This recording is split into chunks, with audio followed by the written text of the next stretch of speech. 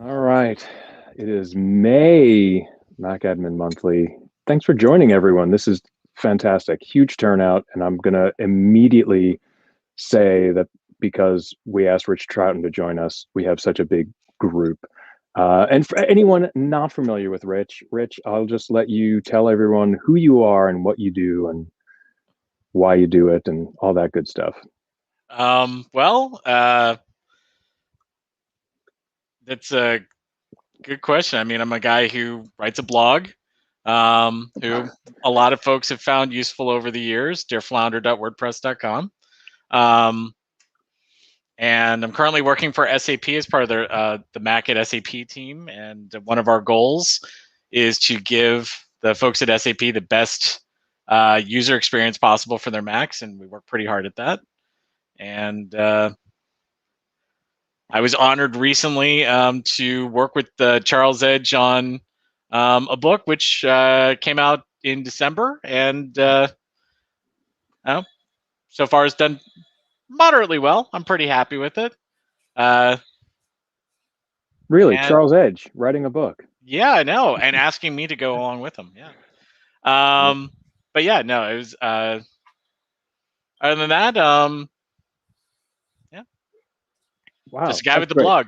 So, yeah, all right, I'm going to stop you right there, and I'm going to heap a little praise on you because, like, that's such an interesting characteristic that I see from you all the time. Just this humility, and I'm going to tell you a story quickly. So, I started a new gig 4 months ago, and it's my first time interacting with Jamf. And people have asked me, how have you gone your whole career and not had to deal with Jamf? So I'm learning a lot. And I was asking someone so I'm on the security side, but I was asking someone on the IT side some questions about why they set things up a certain way and how they decided to do certain things. And one of the guys, certainly, much younger than me now, says, well, we decided to do this. And like, I don't know, have you heard of Rich Troughton? And like, I was like, I've heard of Rich Troughton. Like, he was just asking, like, are you aware of Rich Troughton? But I'm like, yes, I know Rich Troughton, right? Like, um, and like, I don't know all the time if you realize, like, yeah, just a guy with a blog, but you're really like the unofficial Apple documentation system for not only Apple um, software and the operating system, but just like the whole ecosystem. Like, I'm not sure if you realize how impactful that is. So thank you for that. You're much more than just like a guy with a blog, Here, or at here. least, yeah, at least like the content that you put into that blog is like really impactful. Um, and yeah, thank you for that. So it was really funny hearing like someone that like I know from this circle of Mac admins, and like I talk to you at conferences and things, and like, so do you know Rich Troughton? I was like, yeah, not only do I know of Rich Troughton, but yeah. Um, uh, we spent some time talking to Eric Dreyer last month, and I think like Eric, I know you from like Macworld conference, like way Oh back yeah, in the way day, back. right? Like, and yeah, those were some, the Mac IT track, and speaking at conferences, like that was a lot of fun, different era, but I definitely feel like we're becoming the old guard now. Well, also, once upon a time, you were my editor for MacTech Magazine.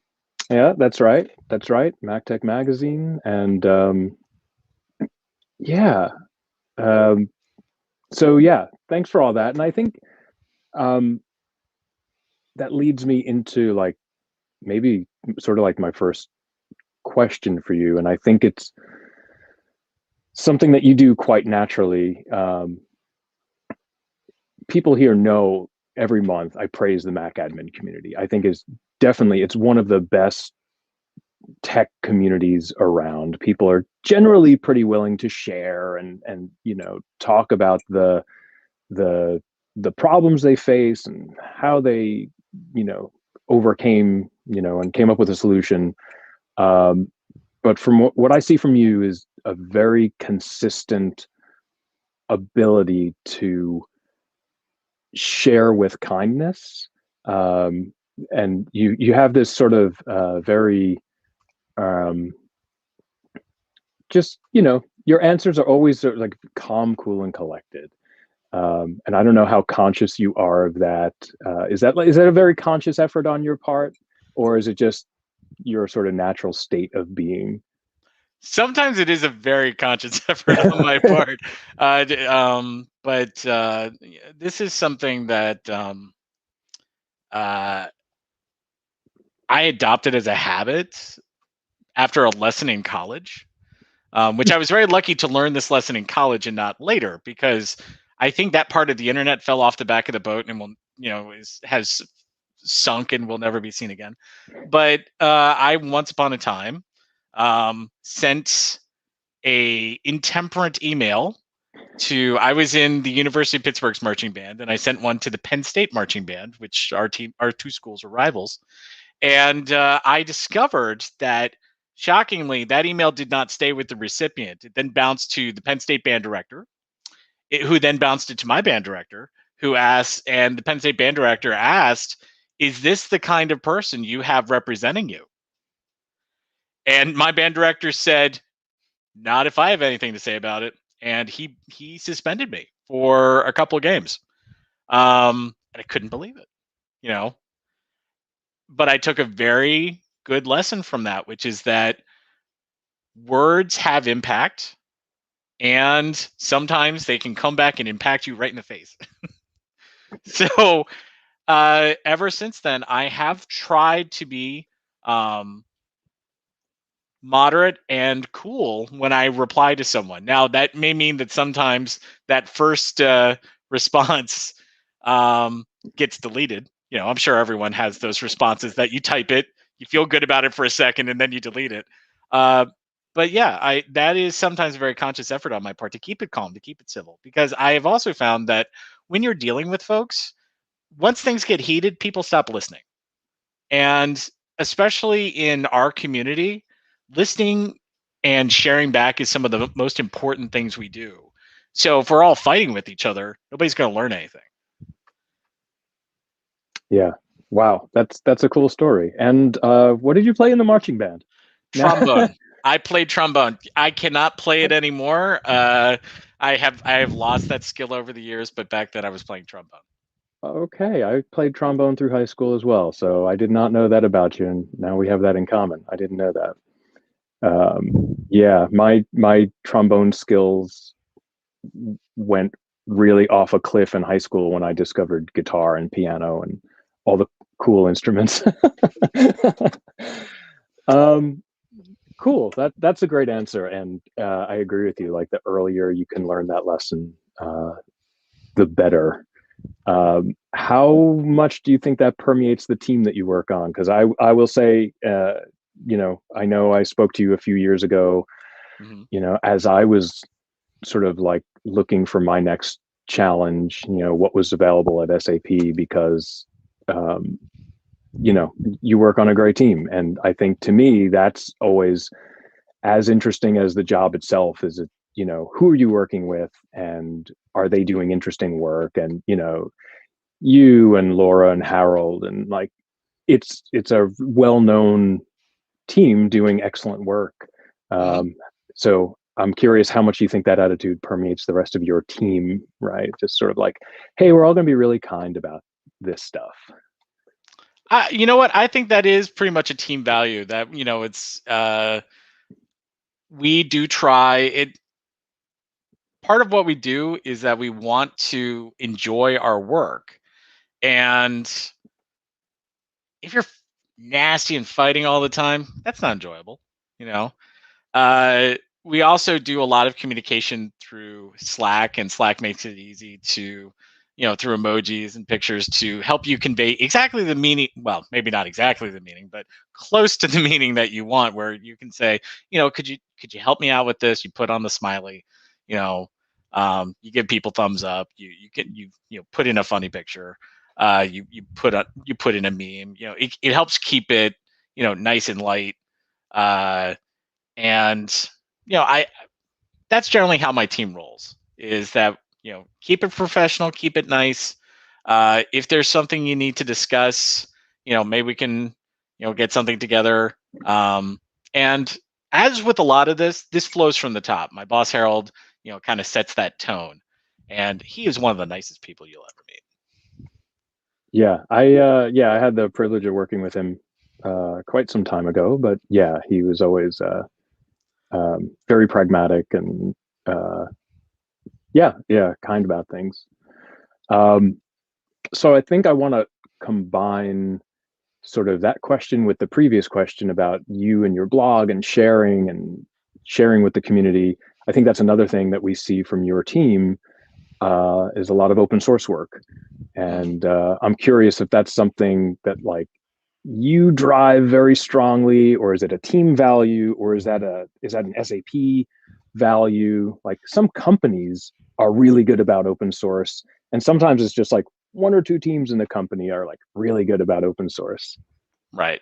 Well, in our case, we definitely want to share back to the community. That is definitely a value on our team. One of the things that, in fact, when Harold started recruiting me, was I was like, I know that some companies don't want their employees doing this kind of thing that I've been doing. I don't want to stop doing the blog. I don't want to stop speaking at conferences. And Harold was able to, put me at my ease that he was hiring me in part because I could do those things, that I could be this public face for our team that could go to conferences, that could talk about what we're doing, and be able to share through the blog. He didn't want me to stop blogging. I'm fully aware that he reads my blog. I'm fully aware that my boss's boss reads my blog. It's just one of those things that but there's no one looming over my shoulder when I do it. There's no I have to go through this review process. There's nothing. I just write it. And that for me, especially compared to some companies, because I've worked for this is actually going to go back to MacTech. Once upon a time, I think it was like 2008. Ed, you asked me if I could write an article about File Vault, which back then was like 10.6's File Vault, and I took that back to my project manager because I was working for a government agency at that point. She's like, "Well, yes, we can do it. We'll need to get some approvals," and that took a while. And then there was the review process, and that took a while. And so during the entire time that I was with this government agency, I put out one article because I never wanted to do that again. And in comparison, my next job was with Howard Hughes Medical Institute, who our CIO flat told me he didn't care. Do what you want. And I think I was doing an article roughly every month. Yeah. Yeah. I think, I think if a company, if they learn to trust, like, who on your team you can trust to. is that Rich, one of Rich's articles in there? No? Can't hear you, Eric. Yeah, it's 2021, so what's a meeting without someone being on mute? No, this is just a April 2011, so it's whatever was on my shelf. I wouldn't be surprised if Rich didn't have an article in there somewhere. I'm pretty sure I've got sure. I'm pretty sure I've got the cauliflower vest issue around here. So. Oh, cauliflower vest. Yeah, I remember that one. Yeah, just recently decommissioned. And sorry to hear that. Yeah, archived. Well, cauliflower vest was very good. I think it served its purpose. It did its time. I think there are obviously other products that have come out, like your MDM probably also offers File Vault key escrow. Yep. And Graham Gilbert's crypt was always like much nicer looking. That's actually one of the nicer. That's one of the nice thing about our community that produces tools. The members of our community that produce tools, they put effort into making things look nice, which sometimes I deeply appreciate. Absolutely, absolutely. Yeah, I think this might have come up last month a little bit, that it is impressive that the tools the community comes out with has as much design sense very often, and as much user testing and all that, that some of our commercial tools do, which is a great place to be in, right? Like having these well thought out tools that just sort of like run the spectrum of, these open source tools all the way through, good commercial tools. uh, and very often the open source tools can be better than the tools we're seeing from commercial vendors, in some ways, particularly vendors that have a Windows and a Mac product, and the Mac product was just like, hey, we want your Windows tool for our Mac fleet, and they put something out. It's a Mac product. We recently had a process like that at my shop. It was a few months back now, where they wanted to do a head-to-head comparison of our privileges app, which does helps folks manage their admin privileges if they want to run a standard user most of the time, but elevate to admin easily. And we were put up against a couple of commercial products, and for our needs, privileges was just much better. I mean, there was one tool we evaluated that would handle installs by, you would launch this app and you would add your installer to it, and then it would install your thing for you, but it only worked with packages. It didn't work with like drag and drop DMG installs. And so we floated that back as something that the vendor could work on, and just dead air. And there was another tool that the installation process. I wrote this up on my blog. If you search for computer boats on my blog, there's an entry about this one tool that just had this horrifying install experience, and I'm like, this is a security tool, and it's actively, in my opinion, compromising security just with the installation process. So I'm still not going to say what that vendor's name was. A little bit of research, based on Computer Boat, will hopefully help you figure that out. But yeah, we had built an open source tool that costs it cost the developers time, and the developers on our team, and then we shared it out with everyone else. And in my opinion, it's far superior to the other offerings for that narrow purpose than what's otherwise commercially available. And it's because we had a deep understanding of what we wanted to do when we built that tool. Yeah. Yeah, that's awesome. I'm glad you even brought that up as a specific example, because it's something that I will be recommending to our IT team internally. It's funny because it's something I think we talk about here each month in terms of getting people, like how do you get the people that don't know about the greater MacAdmin community to know about the MacAdmin community and MacAdmin Slack? And even though you go to MacAdmin Slack now and it's, what is it, like 30? I forget what the number even is, but it's, we just cracked 40K. Yeah, okay. I was going to say 30 something thousand, but okay. So it's tens of thousands of people, and it feels like, well, that's got to be pretty complete. But no, there's still all these people out there dealing with adminning Macs or being part of the Apple ecosystem that don't know about all those resources. And yeah, so at my new gig, I'm on the security side, but one of my main tasks is interfacing with IT and helping them, harden things.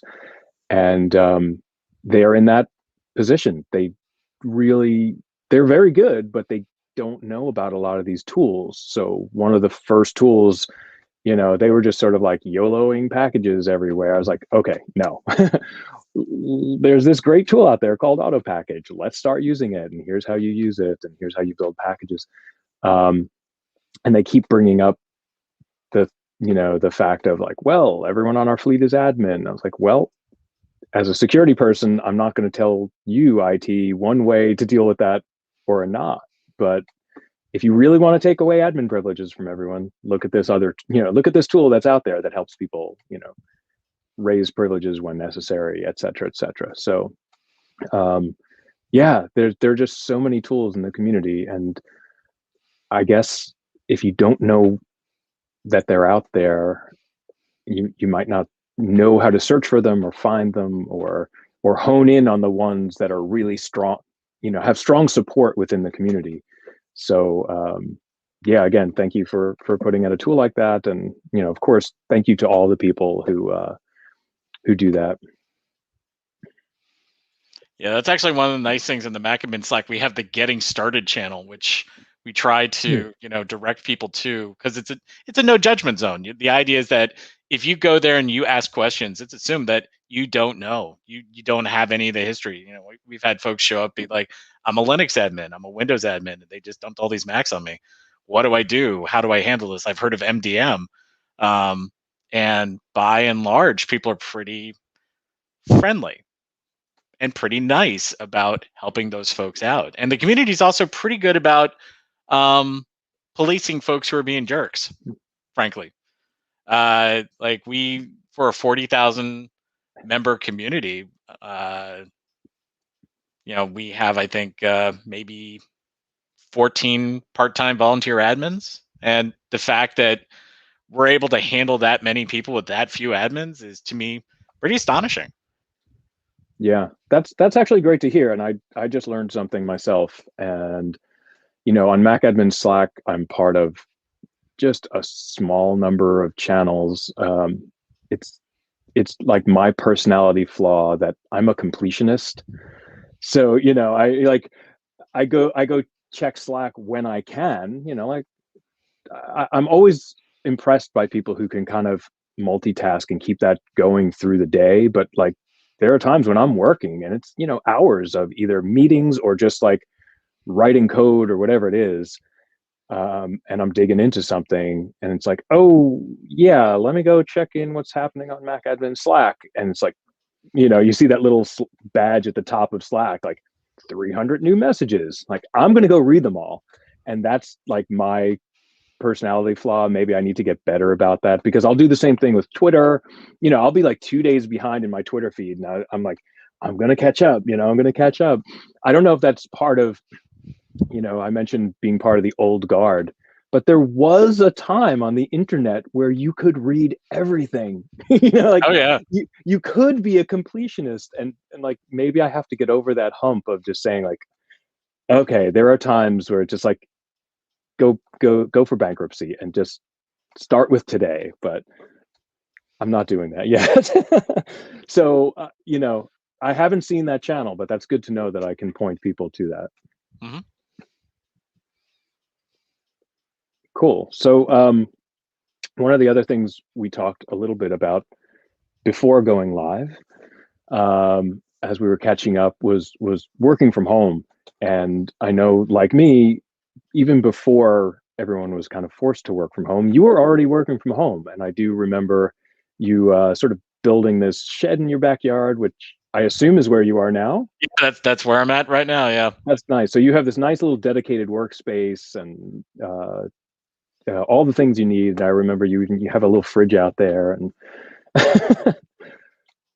yeah, right, it's actually kind of funny. Like, I wound up writing up the process of how the shed got built. That's also available on my blog. Because of course it is. Well, no, it's because someone asked me. It's like, I'm really curious about how all this works, and I was like, I started to explain it, and then I was like, wait, stop. I should just write this up. And I assembled all the pictures that I could. And the funny thing is that I had written this up, I guess, maybe a few days before I was actually supposed to start work.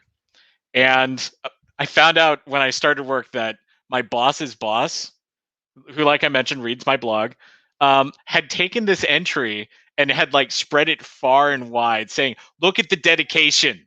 This man has built something so he could come to work for our company. I was like, okay, I just wanted to be comfortable where I worked, and I knew that we have I have a couple of daughters, and the house is just full up now. So yeah, I was just like, I need someplace quiet where I can work.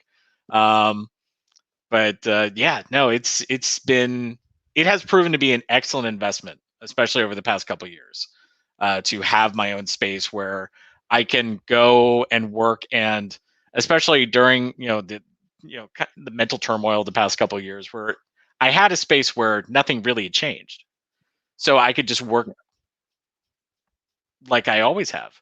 And for me, that was a huge help. That in like I talked with a couple of colleagues who they'd also been remote workers before, and they were like, yeah, the work has been the thing that has changed the least for me since all this started. Everything else has been weird, but at least at work nothing really changed, because nothing did. You just phoned in and just did your work like you always had. Yeah, that's super interesting. Have you found, given the pandemic and everyone working from home, have you found that's changed your work style at all? I'm definitely doing more meetings via Zoom than I ever did before. Like before, there was at least the option sometimes for uh, going to a meeting physically. Didn't happen that often, but at least the option existed. But now everybody's remote. Everybody's doing it through Zoom. Um, and ironically, I think I'm attending more meetings now than I did before. Because it used to be just before people would just grab someone and be like, let's go to a conference room, let's sit down and talk about this. Or they'd all be in the same office and could just talk organically. And sometimes I wouldn't find out about this kind of stuff until like afterwards. But now it's like, oh, let's set up to something. Oh, let's also grab Rich. So I get included in more meetings. Not that that's bad, because I get to find out about more things than I did before. But my calendar is definitely a lot more full than it was before. Yeah, I think I've found the same thing, with the addition of forcing everyone to be remote has been a bit of an equalizer.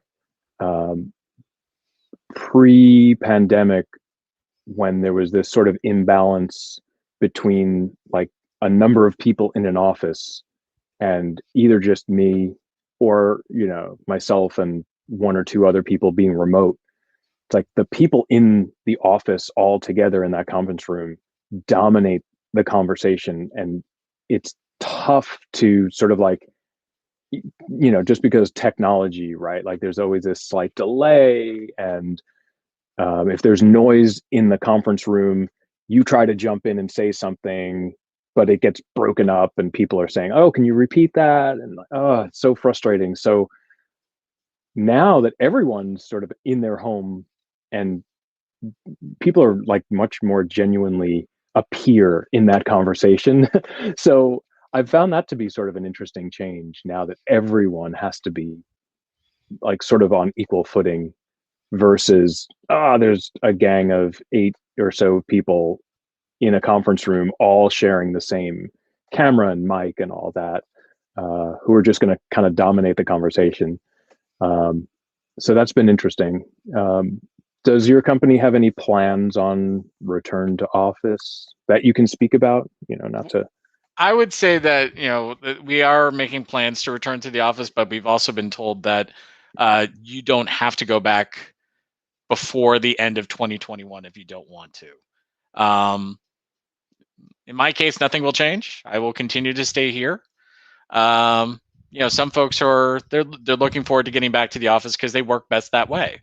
Other folks are like, I have tasted the goodness of home working and I am never returning. But this is where actually it works out well for SAP. We've had a fairly remote work friendly work culture for a while, where all you really needed to work remotely was your immediate manager to say okay. And once you got that from your manager, that was it. Um, one of the things that also I noticed is that we're a multinational company. A big chunk is in the U.S., a big chunk is in Europe. a lot of the Europeans preferred to go into the office, whereas a lot of the US folks, if they could get the opportunity to work remotely, they did.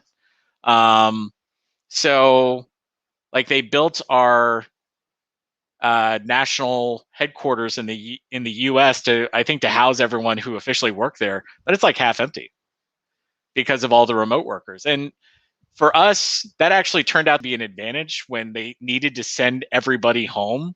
We already had on the Mac side a process that was pretty much, as long as you had an internet connection, you could set up a machine. So I think we had one thing we needed to get into place, and that was we use user certificates for a lot of our authentication purposes, and we didn't have a way to distribute them outside of our internal corporate network before April 2020. And we had this huge group of interns that was going to be starting April 1st, 2020. I was like, are they getting delayed? And they're like, nope, they're still on schedule. We don't know why, but they're still on schedule. And fortunately, we had been working with Jamf on a solution for this. And I think a day or two before the interns were scheduled to start work, we got the last pieces of that into place so that you could set up a Mac, including getting your user certificates. Start to finish, all you needed was an internet connection. And for us, that turned out to be a humongous help over the next year, because then that meant we could just drop ship laptops to folks. They'd open it up, they'd power it on, they'd get walked through the DEP, now automated device enrollment process, and pretty simple to get folks set up, which, like I said, for us, that was a huge help. I mean, if we tried to do this in 2016, it probably would have been a much rougher experience. Yeah, that's awesome. Not everyone is up to drop shipping machines, so it's good. And obviously that turned into a huge advantage over the last year, just to be able to ship machines somewhere. Yeah, that bit with the certificate is usually the sticking point for most people. And for some people, it's just they don't have all the other infrastructure in place. You mentioned being multinational. I haven't tracked the number of countries where I'm still going to call it DEP. What is it? ABM or ADE? It's automated ADE. device enrollment now. There you go. ADE is not quite available in every country, and not every country or every person in every country doesn't necessarily have the bandwidth to make that a good experience. We've also had some remote people where we've had trouble shipping machines to, because they might be remote, but we don't have an office in that country. So just customs wise, we've had trouble getting things shipped to certain countries as well. So that's been frustrating, but overall it's been an okay experience. Yeah, we actually have two ways to set up machines, both of which, if you're using ADE, of course you have the automated walkthrough. For places like if you have like in our case, as far as I'm aware, the only country in sub-Saharan Africa that has ADE is South Africa. SAP is in more countries in sub-Saharan Africa than that. So we have a process that basically walks people through what you should put into Apple Setup Assistant. And then after that, go to this website, log in with your credentials, enroll yourself in Jamf Pro. After that, Jamf Pro will, open self-service for you and hit this button. And then it'll handle the rest of the setup process. Nice. Just going to react to two different comments in the chat. The first one from Jeff Borish says, it looks like Rich has fiber to the ear, not just to the shed, which you have this orange cable, so he's not wrong. It looks... That's true. That's my Jabra headset is nominally wireless, but I've noticed that all of a sudden when I'm talking, so I usually just leave the cord connected to make sure that my conversation proceeds unimpeded. Smart. And then Richard Glazer says, For use from an education perspective, we are very decentralized and ended up supporting every software in use on campus by student, department, etc., including open source, individual or department licensed, etc. And I want to react to that because that's like a very interesting comment. I've heard about that in education where you just end up supporting sort of like these oddball configurations, and particularly like if there's a tenured professor who has this grading software from like 1998, like, okay, like we're going to help you keep that running.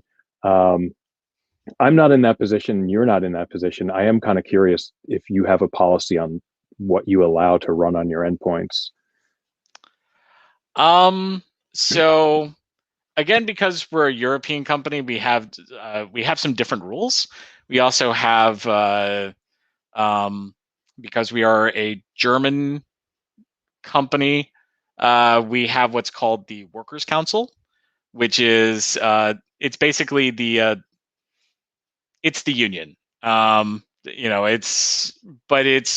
It's different in some important ways, but it basically means that you have to run anything that impacts like workers' rights or privacy by this workers' council, and they can sink your project if you have not done your work carefully enough. Yeah, so you have to, in addition to all the other approvals you have to get the workers' council approval. So one of the things that came out of the workers' councils is that we have a limited personal use policy where folks can use their work equipment for personal use to a limited extent. Limited is open to interpretation, and we have developers that they think that limited personal use is quite extensive, and their manager may think they're wrong, and security may think they're wrong, but it boils down. It's not quite BYOD because it is work-owned equipment, but there is we do have, like, for example, like you might find that someone's got like Warcraft installed on their machine, and it's perfectly fine under the limited personal use policy. That's really interesting, and that's a really interesting example because as much as I love Blizzard games, like from a security perspective, they're one of the worst offenders in what they scoop up and report back in the name of anti-cheat. But like, they'll scoop up the name of the title of every open window that's running outside of their game and report it back to Blizzard, and like that would be one I would just put the ban on. Well, we have some compensating controls that can help with that. Like we are a Cisco customer, and we're using their Umbrella product. And one of the funny things that we discovered when we first switched on Umbrella was that apparently some enterprising folks had decided to do some Bitcoin mining. And after Umbrella went online, they were no longer doing Bitcoin mining. So, I mean, in cases like that, we are able to at least, monitor, for bad actors and their traffic. And, we're not looking at it, but we can see, for example, oh, this is connecting back to here. Do we want this connecting back to here? No, we don't want that connecting back to here. So we make it so it doesn't connect back to there. And, there's compromises, there are trade-offs. But by and large, we try to find the good compromise. Yeah, it's interesting. It's something I struggle with all the time because I guess being on the security side, like, people generally look at me and my teams as like, oh, you're the person who says no. And I really want end users to have a good experience, and that's always at the front of my mind when I'm making decisions. And it can be really tough because I'm personally not a fan of BYOD in general. Like, it's too slippery a slope for me. You get work data on a personal device. What can that person actually do with it? How much can you lock down a BYOD laptop or whatever? So I'm really happy to say, like, oh, you know what? You need this thing. the company is going to buy it for you, and that's what you're going to use. And we're free to monitor it and lock it down and all those things. But at the same time, do people, like, particularly when we all start traveling again, do you want to tell people, like, yeah, carry around 2 laptops and 2 phones and 2 iPads and 2, right? Like, double everything, because your personal stuff's on your personal device and your work stuff's on your work device. Like, well, that's not great either. So it's something I struggle with quite a bit. But yeah, in the name of security, there are certain things that just, like, particularly Blizzard games that that anywhere that I go, like, people are not going to be running that stuff. Yeah, none of what you said is a technical issue, Yes, and right? I agree. There's something Yeah. I just raised that like earlier this week. Some people on my team were struggling with, hey, do we let people run this thing? And I was like, well, it's not a technical issue, it's an HR issue, or it's a policy issue. Like, Right. someone just needs to decide the policy and Right. let people know the policy. And if they violate it, it's an issue for their manager or HR or something else. It's not really a technical issue. Like, at some point, you're, as a company, you believe you have this interview process in place and you're hiring smart adults. Well, let them be smart adults, right? Like, Yeah. and on the back end of security, hopefully you can put in these processes and alerts and, quarantine things. If there is a problem, like, people are going to make mistakes, not, unintentionally. So hopefully you can stop things from, like, rampaging through your fleet. But yeah, I totally agree that there are so many things that are really just policy issues, not technical issues. Right. Yeah. Like, I've had conversations with folks going back to our privileges app, where it really boiled down to, we don't trust our folks with admin rights, and we're hoping privileges can help with that. And I was like, if you don't trust your folks with admin rights, privileges is not going to fix anything. You have to have at least some measure of trust that your folks can use admin responsibly. And if you don't give it to them. Yeah, totally agree. So, anyone besides me have questions in general for Rich? Otherwise, I'll jump in with one. go. Earlier, it hit me that in a way, Rich has a bit of an evangelist role, no matter where he happens to be working at in that moment. For Sheds, of course, that's the one thing he evangelizes now greatly, but also obviously the organization you work for, because I think it's clear that you wouldn't go work for a team or organization that you wouldn't believe in top to bottom. And I wonder if you have found yourself entering sort of a quote-unquote unofficial recruiter role as you sort of are evangelizing SAP and your work and your team outside the organization. I wish we could hire folks more often, that's for certain. And are you compensated appropriately? Oh, compensation. Let's not get crazy. I will say that for our last open position, we got a ton of excellent applicants. It was hard to find a person that worked well for us. We were very happy that Jeremy Reichman was able to step into that role. But we just got so many good people, and part of it, I think, was that I had posted in the MacAdmin Slack that this job was open, this position was open, and that that I was like, I was able to say, come work with my team. It's a great job, and I wouldn't say that if I didn't believe in it. And I've been very lucky over, I think, my whole career to wind up, especially in the past few jobs, with teams and especially management that were great. I mean, just truly, truly great. And where I'm at continues with that tradition to the point where, I know that there are folks out there who, they basically do their job because they have to and because, it puts food on the table, but they don't love it. They work so they can live. But I've been lucky enough that I get to kind of have the best of both. SAP in particular has fantastic work-life balance. But at the same time, I do enjoy what I do. And I do enjoy working with the people that I work with.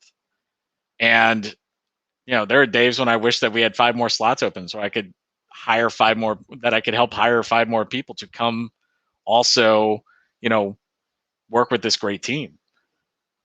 Sadly, we don't. But, when we do, at least the last time, we just got a fantastic slew of applicants. And I wish we could have hired at least twice as many as we did. That's awesome. Thanks, Rich. It's great to see you, by the way, too. Yeah, same here, man. I haven't seen you in a while. And not just because, of this global disease that we're currently experiencing. Hopefully I'll get to see you at a conference again sometime. I don't doubt that. Yeah, I totally agree with your answer, Rich, about wanting to work with a great team. I think we touched on that a little earlier, but you mentioned good work-life balance. That's something I also meant to mention earlier. Like, do you think building this dedicated workspace has helped you with that? That it's a place you can actually leave at the end of the day and sort of like leave work behind and go have dinner with your family and things like that. That was actually one of the big reasons that I built it. And I talk about this a bit in the blog entry that I have on this, is that I need a space to go to for work that when I close the door behind me at the end of the day, I've left work. I don't have this mishmash of I'm at home, but I'm working, even when, like there's something that comes up after hours or on the weekend, which fortunately is pretty rare. I don't do it in the house. I always come out to the office. And it's not just because my work equipment's here. It's because this is where work is.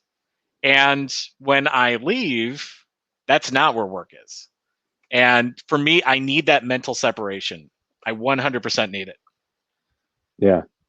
Totally agreed. Yeah, that's nice. Question popped up in chat from Richard Glazer. Rich, so how often do you see your privileges app used? And do you review usage as possibly a user support issue versus a need that IT couldn't provide?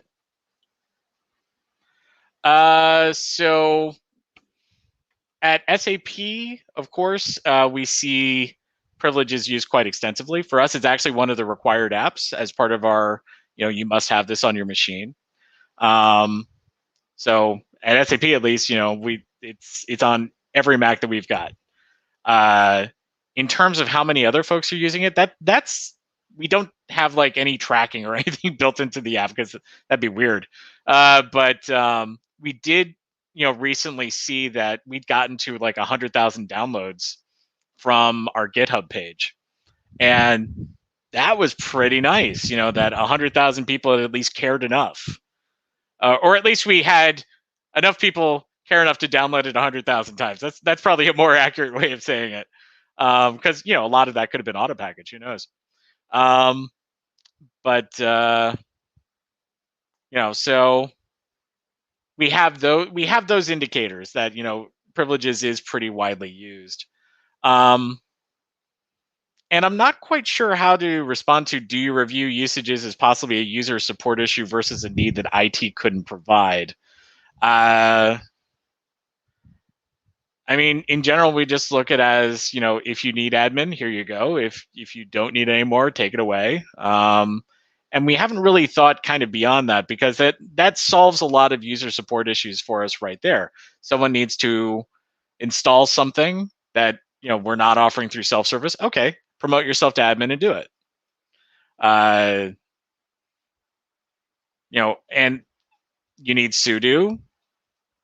Promote yourself to admin, open a new terminal window, because that's a fun behavior I discovered. I think, when did that crop up? I think it was Mojave, that the sudo rights were confined now to that particular terminal window. So I've learned, so what I'll do is I'll be like, oh, okay, I'll type I'll start typing sudo and then go, oh right, I need to, like elevate my privileges, launch privileges, go back, and it'll be like, you're not in the sudoers file. I'm like, oh right, I got to open a new terminal window. So that's kind of how we look at it. It should be almost invisible, that it's this tool that it does this very specific thing and it helps you out when you need it. But past that, you shouldn't really have to think about it too much. It sounds like your team is also using it. Like, yes. Yeah, you're dog fooding it. We eat our own dog food whenever we can. Let's see, Rich. I talked to Lisa Brown a couple years ago, and I believe at SAP, the Mac admins are kind of organized under the app developers rather than in the IT structure. Is that still true, or and what do you think of that structure? If that's true. So what we did, yes, we are structured. Sorry, not struggled. We are structured a little differently because this goes back to in 2016. We had a new CIO come on board, a gentleman named Thomas Saueressig, and he wanted to. He's the one who started this. We want to provide the best experience we can for our users. And to do that, he felt he needed to split off the Mac team from the client services division it had been under, which still handles our Windows and Linux stuff. So he took the Mac team, he split them off, and he put them under Mobile Enterprise. And the idea was that this was going to be closer to the Apple way of doing things. And, also to kind of break us free away from the previous way of doing things, which had been happening under client services. If you take it and you make it so client services can't tell us what to do, we will have to start anew. And for us, we think that change was beneficial. And so we are still under the Mobile Enterprise team. And I'm actually very, I know Lisa very well. She's the head of our iOS apps development team, and she's a great lady to work with. But thank you. But for the Mac team, we think that it was a pretty good change. It also gave us more autonomy, because once again, since we were under this other group, we were able to make more decisions for ourselves.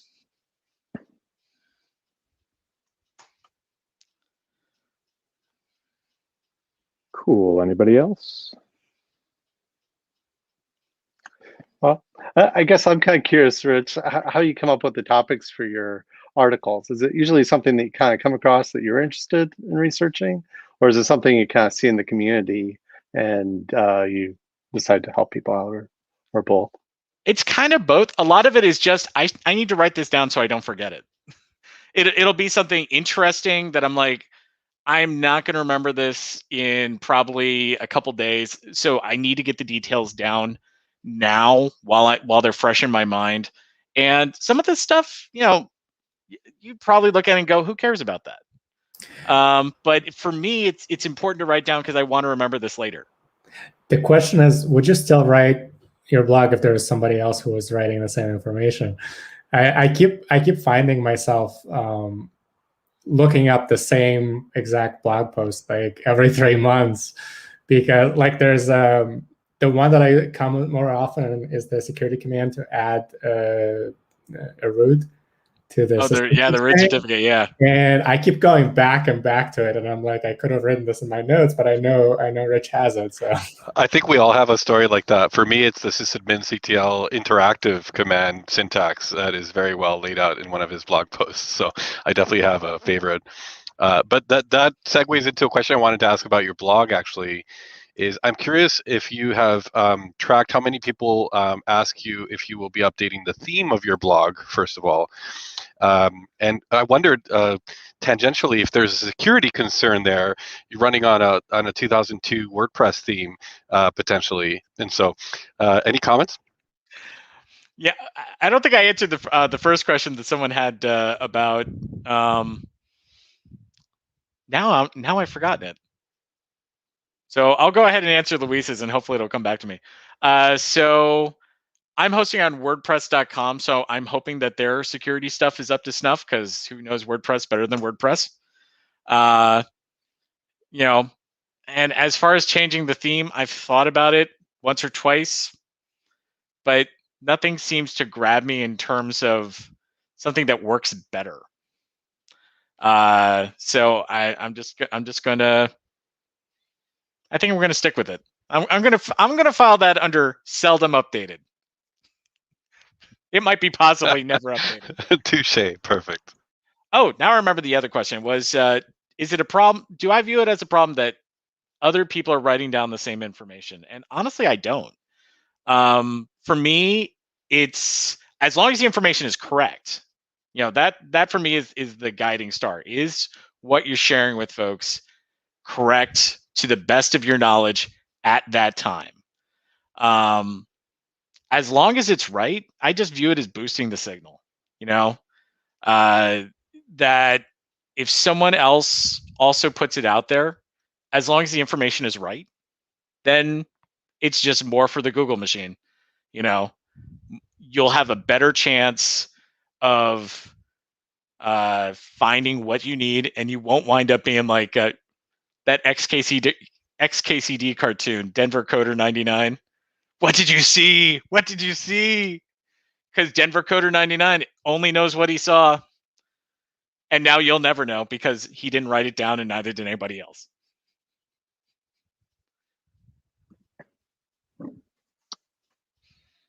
All right. So my other favorite topic is always conferences. That's usually where we end up. We don't have that much new to talk about as far as conferences, but Rich, you mentioned to Luis earlier, like, hey, maybe I'll see you at a conference one day. What's the conference you're waiting for? Let's just hear from you. Like, yeah, it's kind of paradoxical. Since more of the conferences went virtual, I can actually attend more of them. Like, for example, I'm going to be speaking at Mac DevOps YVR next month. And ordinarily, I wouldn't get that chance because WWDC is happening at the same time. I would probably be at WWDC. While I'm trying to find out if I've got a ticket to WWDC, I'm not going to be accepting a speaking anything to Mac DevOps YVR because I don't want to wind up accidentally double booked. But even though WWDC and Mac DevOps YVR once again happening at roughly the same time, I can take like an hour or so out of the WWDC schedule, assuming that it's still going on when my session is happening, to go talk, and I can catch up on the other videos later. And for folks, especially like that want to go to conferences but don't normally get the chance, they don't have the budget, they don't have the time, they don't have the something, they can now, kind of make time for it and attend remotely. Now, that said, I really miss going to Penn State and I want to go back. I suspected you might say that's your conference. That is my favorite. That is my favorite. And part of the reason is because unlike all the other conferences, it's actually kind of close to me. Yeah. So I can, I can just drive up and see folks, and I will fly, but it's not my favorite way to travel. And every other conference I got to fly, but for Penn State, I can drive up and it's great. Yeah, I agree. Like, as an East Coast conference, it's fun, and it's probably one of the larger Mac focused conferences now. So there's like this critical mass of people. But at the same time, I don't know, like, I think they all bring something really special. Matt often joins us. I do have tickets for Mac DevOps this year. I miss going to that one in person because it's the opposite of Penn State. It's a very small, focused, single track conference. And you get to see everybody. Whereas, a week at Penn State, it's a large group. You're probably missing a good chunk of the audience. I see Craig with the Mac Sysadmin shirt. I love that event. That's like a slightly larger single track event.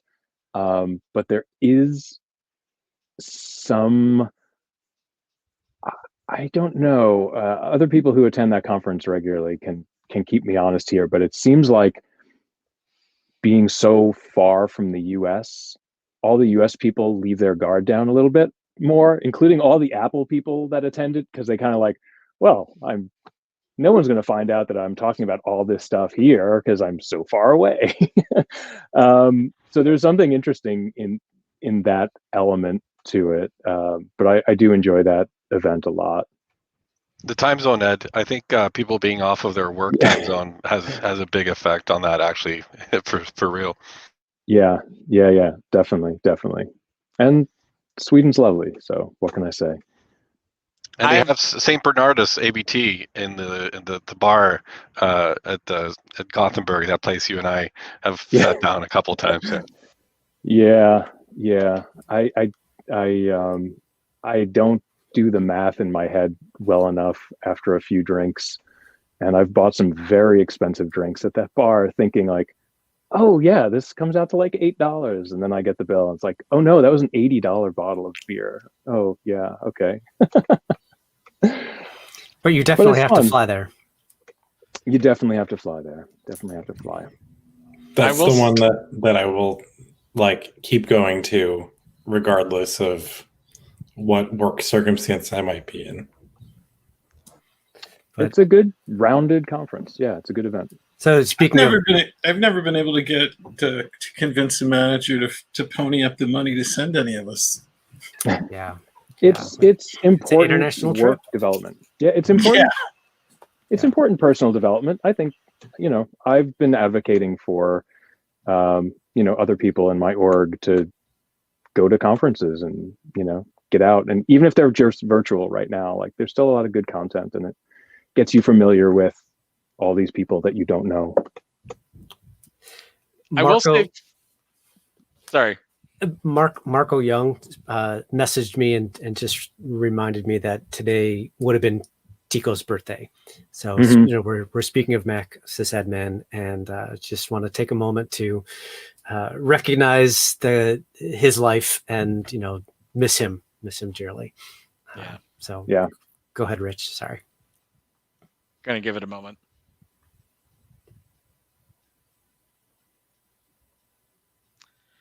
I will say that since starting my job with SAP, I've actually had an additional reason to want to go to Mac sysadmin, and that is because it allows me to actually get some FaceTime with the Germany-based part of my team.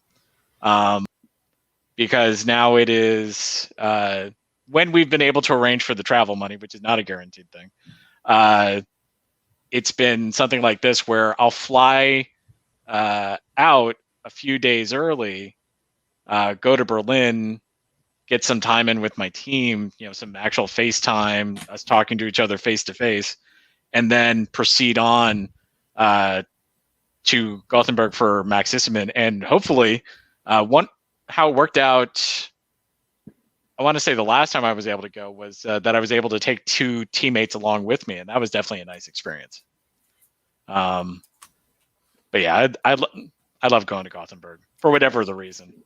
But it's especially great when it's for Mac sysadmin. Yeah. No doubt.